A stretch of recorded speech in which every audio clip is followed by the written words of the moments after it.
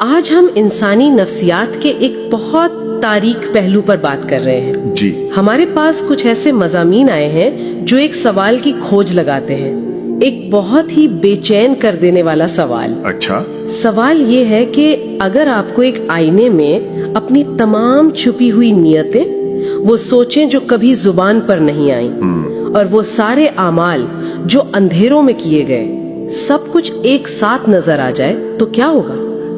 یہ تو بہت ہی خوفناک خیال ہے. اور یہ سامنا دنیا کے لیے نہیں, صرف آپ اور آپ کی اپنی حقیقت کے درمیان. دراصل جو نفسیاتی مطالعے ہے وہ یہی بتاتے ہیں کہ انسان کا اصل خوف گناہ کے احساس سے زیادہ سماجی رسوائی کا ہے. صحیح. جب تک کوئی عمل چھپا ہوا ہے وہ ایک راز ہے, ایک بوجھ ہے, لیکن اٹھایا جا سکتا ہے. لیکن جیسے ہی وہ ظاہر ہوتا ہے وہ رسوائی بن جاتا ہے. گناہ ایک اندرونی معاملہ ہے, رسوائی ایک سماجی موت ہے. اور اسی لیے ہمارا دماغ خود کو بچانے کے لیے کہانیاں گھڑتا ہے نا, جیسے حالات ہی ایسے تھے. بالکل, یا یہ تو سبھی کرتے ہیں, اس میں کیا بڑی بات ہے. ایک مضمون میں ایک بہت دلچسپ تشبیہ استعمال ہوئی تھی کہ اگر ہر گناہ ہمارے جسم پر ایک نظر آنے والا داغ چھوڑ جاتا تو کیا ہم آئینے میں خود کو پہچان بھی پاتے, یا ہم داغوں سے بھرے کسی اجنبی کو دیکھ رہے ہوتے؟ اور دیکھیں, یہی سے بات نفسیات سے نکل کر روحانیت میں داخل ہوتی ہے. کیسے؟ یہ جو پردہ ہمارے اور ہماری حقیقت کے درمیان پڑا ہے, اسے ان مضامین میں خدا کی اجازت نہیں بلکہ اس کی ستاری کہا گیا ہے. ہاں, یعنی اس کی پردہ پوشی کی صفت.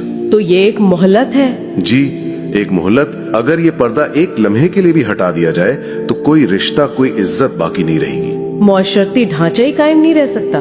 بالکل, ہر شخص دوسرے کی نظروں میں گر جائے گا.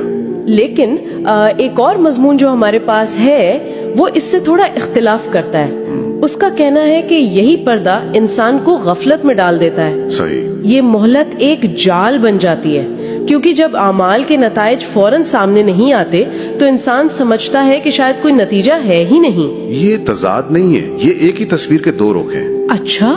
یہ پردہ ایک امتحان ہے.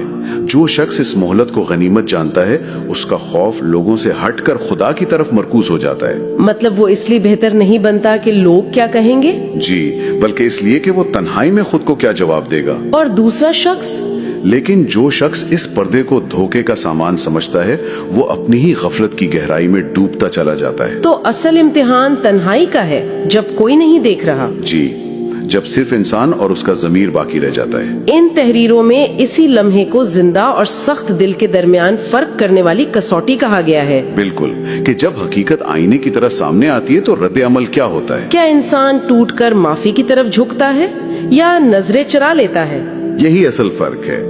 زندہ دل اپنی حقیقت دیکھ کر ٹوٹ جاتا ہے, اسے شرمندگی ہوتی ہے, وہ بے چین ہوتا ہے. اس کے لیے یہ سچائی ایک تکلیف دہ علاج ہے.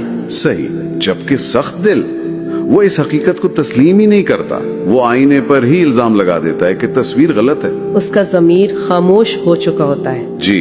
اور ان تمام تحریروں کا حتمی نتیجہ یہی ہے کہ یہ پردہ یہ ہمیشہ نہیں رہے گا. ایک دن آئے گا جب سب کچھ ظاہر ہو جائے گا. اس دن کوئی بہانہ, کوئی دلیل کام نہیں آئے گی. سچ اپنی تمام تر بے رحمی کے ساتھ سامنے کھڑا ہوگا. اسی لیے اصلاح کا اصل موقع آج ہے, اسی خاموشی میں, اس سے پہلے کہ سب کچھ عیاں ہو جائے. کیونکہ جب حقیقت سب پر ظاہر ہو جائے گی تب توبہ کا دروازہ بند ہو چکا ہوگا. شرمندگی تو ہوگی مگر واپسی کا راستہ نہیں ہوگا. تو آخر میں ان تمام تحریروں کا نچوڑ یہ سوال نہیں کہ میرے گناہ کتنے ہیں, نہیں, بلکہ یہ ہے کہ جب سچ کا سامنا کرنے کا وقت آئے گا تو کیا میں خود کو پہچاننے سے انکار تو نہیں کر دوں گا. یہ ایک سوال ہے جسے سوچنا چاہیے.